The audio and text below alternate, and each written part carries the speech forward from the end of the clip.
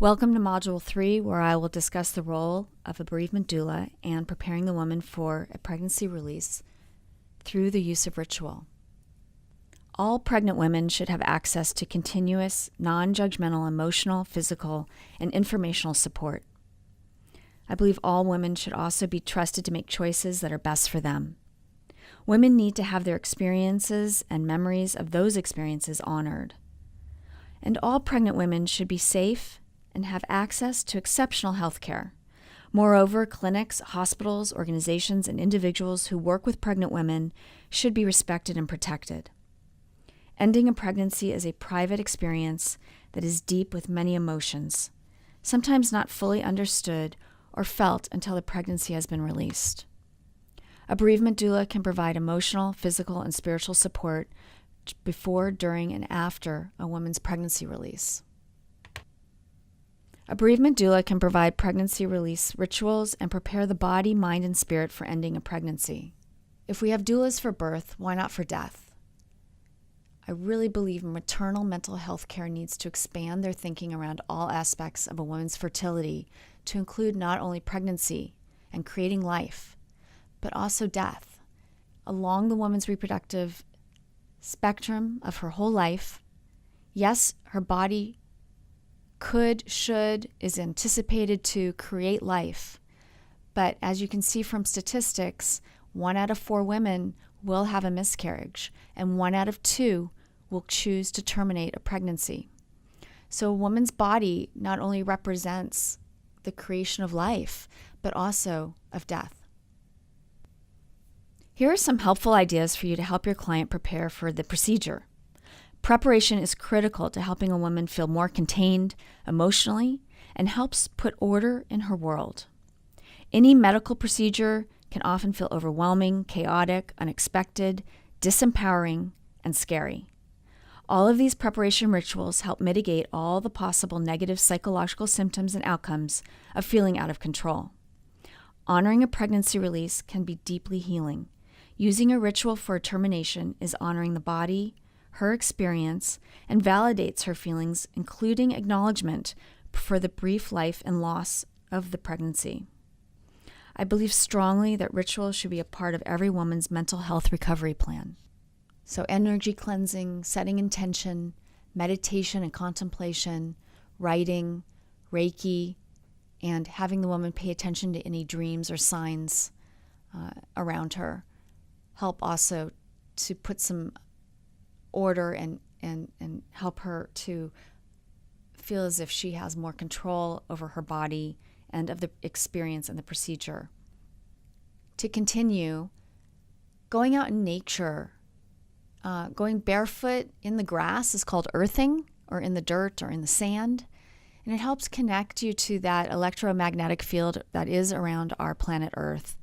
It is very healing, it's grounding and containing, and it nourishes you on a soulful level. Creating a ritualistic bath of salts, essential oils, herbs, flowers, and crystals is a soothing and comforting way to prepare for a pregnancy release. Suggest the woman say a prayer or blessing while in the bath. Light candles and convey that the bath will feed her healing needs. After the bath, she can anoint her body with oils that soothe the mind, body, and spirit, such as lavender. Crystals to suggest and use for preparation of a pregnancy release are clear quartz, rose quartz, obsidian, smoky quartz, bloodstone, moss agate, black tourmaline, and hematite. I often use these in a pregnancy release kit when I meet with my patients and clients before pregnancy release. These can not only be held and worn, but they can be put into the bath water and they can be put under their pillow. Another suggestion is to have her nourish her body with high vibrational foods, such as greens, nuts, and fruit. She can also support her body with Bach floral essences, homeopathy, acupuncture, and sound therapy. On the topic of sound and music, the power of music is truly helpful and supportive for the central nervous system. Music with binaural beats or hemi-sync sound waves, promote relaxation, peace, and calm. Here's an example of a meditation I use for pregnancy release. You can read through it yourself. This meditation is really grounding and conscious, reminding women that these baby spirits and souls are of pure light and do not hate or hold grudges because they are being consciously terminated, that these beautiful baby souls are loving and forgiving.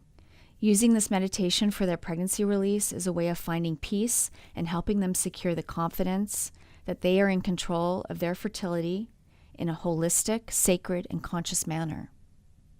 Another ritual to prepare for the release is to encourage the woman to talk to her spirit baby. There was some of this in the previous slide. Encourage them to tell their baby that this is not the right time or situation to be born into. Many terminations are decided because the woman has received genetic testing results that the baby has a fetal diagnosis not compatible with life, or a diagnosis that would make its life more challenging on so many developmental levels as it grows up. The woman should give as much detail about her feelings and why she is choosing to end the pregnancy, as she speaks to herself and to the spirit baby. She can again say all of this out loud to herself, with her partner, with a friend, and or with you. Help her to believe that her spirit baby can hear her and communicate with her. This is very healing and helps transmute anxiety, guilt, and fear. This is baby Kira.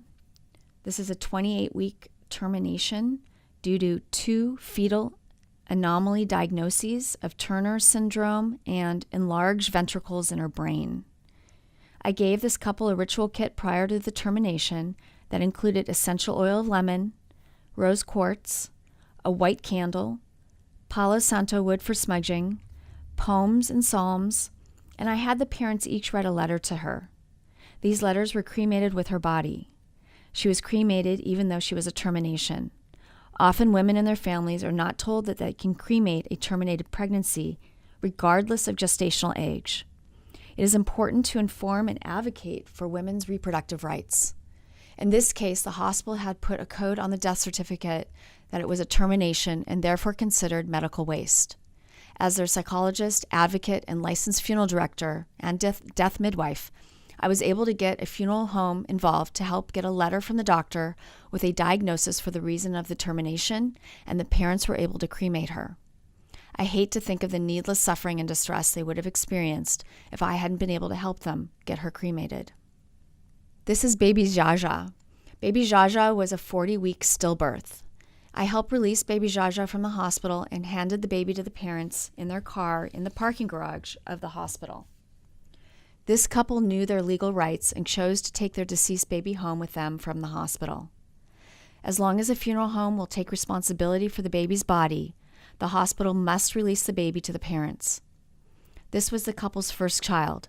Although she was not a termination, I wanted to include her story as an example of a beautiful way to say a loving goodbye with a home funeral. I have facilitated and helped create many memorials after a couple receives the ashes of their terminated pregnancies. I always incorporate archangels in ritual and ceremony for grounding, clearing negative energy, for protection, and calling in loving energy. The 3 I particularly call on for support and guidance are Archangel Azrael, who is the archangel of comfort and support in grief, Archangel Zadkiel, and is known as the angel of mercy. He encourages and motivates people to heal from pain with mercy and forgiveness, thereby freeing them to move forward with their lives in healthier ways. And Archangel Gabriel, who is called upon for help when a woman is pregnant or wants to become pregnant. He is a benevolent angel who brings pregnant women comfort and protection through terminations, through their pregnancies, and through subsequent pregnancies. What might your client be seeking or asking for? Protection from any ill effects from taking herbs or medications for the pregnancy release, education and advocacy, guidance through the process, helping to find meaning and comfort, all of which are found in the use of ritual. This ends Module 3 on the role of a death midwife and or bereavement doula and preparing the woman for a pregnancy release. Please continue on to Module 4, where I will discuss aftercare and post-ritual healing.